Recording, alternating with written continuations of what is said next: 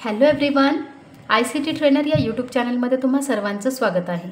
Last व्हिडिओमध्ये मी तुम्हाला IT standard 11th या टेक्स्टबुकमध्ये जो काही टेक्स्ट फॉर्मॅटिंगचा कोड होता, म्हणजे मार्क टॅग असेल, INS टॅग असेल, डिलीट टॅग असेल, बोल्ड, इटॅलिक, जे काही टॅग्स आहेत त्या टॅगचा यूज करून आपण कशा पद्धतीने टेक्स्टला फॉर्मॅटिंग करू शकतो याबद्दलचं एक्सप्लेनेशन पाहिलेलं होतं आणि आपलं प्रॅक्टिकल राहिलेलं होतं. सो आज आपण त्याच टेक्स्ट फॉर्मॅटिंगच्या रिलेटेड प्रॅक्टिकल पाहणार आहोत. 11th स्टँडर्डचं टेक्स्टबुक असूनही 11th स्टँडर्डचा हा अगदी बेसिक HTMLचा हा कोड आहे, जो की आपल्याला अगदी नवीन GR प्रमाणे standard 6th onward programming language, coding language असायला पाहिजे ICTच्या सिलॅबसमध्ये.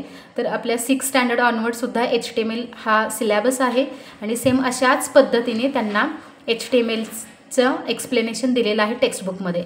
म्हणजे आपण पाहू शकतो की कॉलेजच्या मुलांच्याही अगोदर या 6th स्टँडर्डपासून जी मुलं आहेत 6, 7, 8 त्यांना HTMLची इन्फॉर्मेशन त्यांनी स्कूलच्या सिलॅबसमध्ये प्रोव्हाइड केलेली आहे आणि सेम त्याचा पुढेही आपल्याला यूज होऊ शकतो. म्हणजे अगदी 11वीला 12वीला जरी HTML असेल ITमध्ये तरीही आपण अगोदरच याचं नॉलेज घेतलेलं असल्यामुळे आपल्याला हे अजिबात अवघड जाणार नाही. तर आज आपण ॲक्च्युअल प्रॅक्टिकल पाहूयात. डॉक टाईप HTML हे कमेंट ॲज अ कमेंट टाईपमध्ये मी टाईप केलेलं आहे. याचा तुमच्या आउटपुटवरती काहीही परिणाम होणार नाही. HTML टॅग स्टार्ट केलेला आहे, हेड टॅग स्टार्ट केलेला आहे, त्याच्यानंतर title tag me example of HTML5 text formatting tags हे टायटल दिलेलं आहे. टायटल टॅग एंड केलेला आहे. त्याच्यानंतर हेड टॅग हा इथे एंड केला. ॲक्च्युअल बॉडी टॅग स्टार्ट करून बिझी कलर पिंक दिलेला आहे. आणि मग टेक्स्ट फॉर्मॅटिंगमध्ये कोणते ऑप्शन्स येतात? बी म्हणजे bold, this text is bold, आणि बी टॅग मी इथे एंड केलेला आहे आणि 2 वेळा मी BR टॅग यूज केलेला आहे. BR म्हणजे काय? तर आपल्याला जर लाईन ब्रेक करायची असेल किंवा 2 सेंटेन्सच्या मध्ये डिस्टन्स ठेवायचं असेल, तर म्हणजे नवीन लाईनला नेक्स्ट सेंटेन्स डिस्प्ले करायचं असेल तर आपण BR टॅग यूज करतो. एक BR टॅग वापरला तर स्पेस थोडी असते 2 सेंटेन्समध्ये, ज्यावेळेला नवीन सेंटेन्स नवीन लाईनला डिस्प्ले होतं. पण 2 वेळा BR यूज केला म्हणजे डबल स्पेस 2 सेंटेन्समध्ये आपल्याला दिसून येईल. आय टॅग इथे वापरलेला आहे. I tag this text is italic, I tag end केलेला आहे आणि BR टॅग यूज केलेला आहे. त्याच्यानंतर मार्क टॅग यूज करून दिस टेक्स्ट इज मार्क आणि मार्क टॅग एंड केलेला आहे इथे आणि नंतर BR टॅग टाईप केलेला आहे. पुन्हा दिस इज सब म्हणजे काय? सबस्क्रिप्ट, आणि सब टॅग इथे एंड केलेला आहे आणि SUP म्हणजे सुपरस्क्रिप्ट, आणि सुपरस्क्रिप्ट टाईप करून एंड ऑफ सुपरस्क्रिप्ट केलेला आहे आणि नंतर BR टॅग यूज केलेला आहे. आणि नंतर INS inserted, this text is inserted to the document आणि INS टॅग एंड केलेला आहे आणि त्याच्यानंतर 2 वेळा BR टॅग लिहिलेला आहे. नंतर DEL डेल टॅग म्हणजेच काय? This text is deleted from the document, आणि डिलीट टॅग हा DEL डेल टॅग एंड केलेला आहे आणि नंतर 2 वेळा आपण काय केलेलं आहे? BR टॅग यूज केलेला आहे. End of body tag, end of HTML tag. म्हणजे ह्या बॉडी टॅगच्या मध्ये आपण जी काही इन्फॉर्मेशन, जे काही टेक्स्ट फॉर्मॅटिंग आपण केलेलं आहे या इन्फॉर्मेशनचं आउटपुट आपल्याला वेब पेजवरती मिळणार आहे, वेब ब्राउझरवरती मिळणार आहे. आता आपण ही फाईल सेव्ह कशी करतो? सेम फाईल टॅबमध्ये गेल्यानंतर सेव्ह ॲज, मी ऑलरेडी ही फाईल टेक्स्ट फॉर्मॅटिंग म्हणून सेव्ह केलेली आहे. टेक्स्ट फॉर्मॅटिंग डॉट HTML आणि ही माझी फाईल मी D ड्राईव्हमध्ये सेव्ह केलेली आहे. C ड्राईव्हमध्ये करू नका, डेस्कटॉपवरती करू नका किंवा डॉक्युमेंटवरती करू नका. तर C ड्राईव्ह सोडून D, E, F जे काही ड्राईव्ह्ज, लोकल ड्राईव्ह तुमच्या PCमध्ये असतील त्या ड्राईव्हमध्ये तुम्ही तुमची फाईल .HTML या एक्सटेन्शननी सेव्ह करा. म्हणजे तुमच्या फाईलला तुम्हाला जे नाव द्यायचं आहे ते नाव द्या आणि त्याच्यानंतर .HTML एक्सटेन्शन विदाउट स्पेस आणि नंतर सेव्ह या ऑप्शनवरती क्लिक करायचं. आता मी ऑलरेडी ही फाईल सेव्ह केलेली होती म्हणून त्यांनी विचारलं text formatting .HTML already exist, do you want to replace it? I said yes. मी ही फाईल सेव्ह केलेली आहे. आता याचं आउटपुट कशा पद्धतीने चेक करायचं? तर सेम तुम्ही ही पद्धत पुन्हा एकदा बघून घ्या. इथे रन ऑप्शन टाईप करायचं आहे, रन सर्च बॉक्समध्ये, आणि तिथून रन ॲप सिलेक्ट केल्यानंतर हे run app dialog box open होईल. यामध्ये ओपन काय करायचं आहे, तुम्ही कोणत्या ड्राईव्हमध्ये फाईल सेव्ह केलेली आहे. मी माझी फाईल डी ड्राईव्हला सिलेक्ट केलेली आहे म्हणून मी फक्त डी लेटर टाईप केलं. डी लेटर टाईप केल्याबरोबर त्या डी ड्राईव्हमध्ये ज्या काही माझ्या फाईल्स आहेत त्या सर्व फाईल्स इथे डिस्प्ले होतील.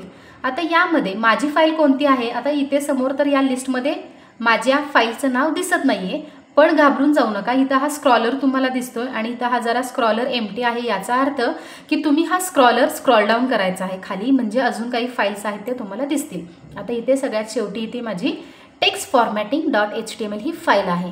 मी या फाईलला करते सिलेक्ट आणि त्याचबरोबर त्या फाईलचं पूर्ण नाव या ओपन डायलॉग बॉक्समध्ये दिसेल आणि ते जो ओके ऑप्शन आहे याच्यावरती तुम्हाला करायचं आहे क्लिक.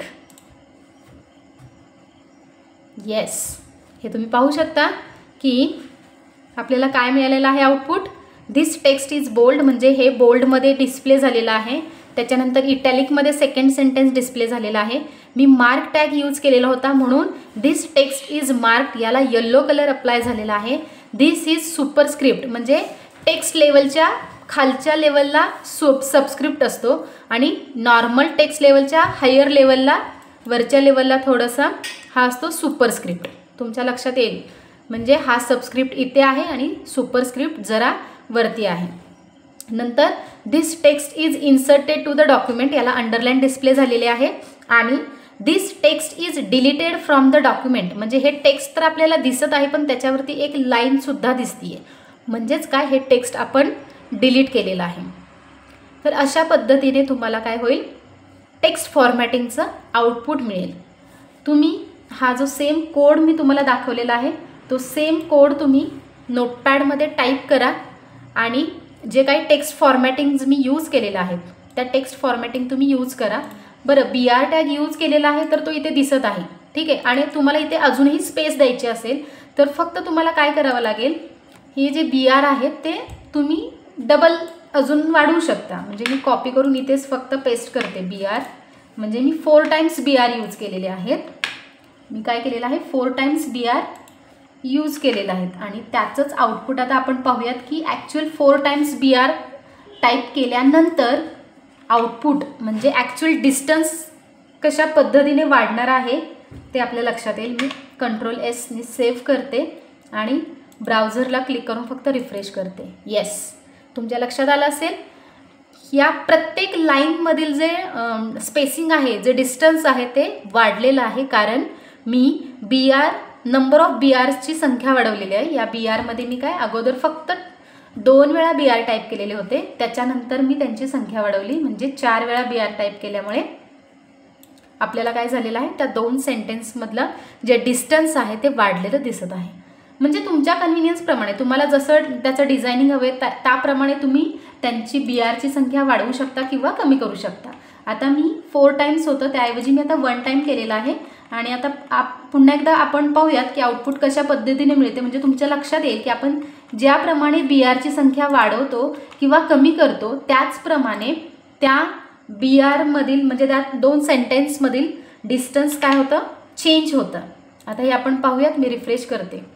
एक गोष्ट तुमच्या लक्षात आली, दिस टेक्स्ट इज बोल्ड याच्यानंतर मी 4 टाइम्स BR वापरलेलं होतं आणि ते मी डिलीटही केलेलं नाही, त्याच्यामुळे या 2 सेंटेन्समधलं जे स्पेसिंग आहे ते जास्त आहे.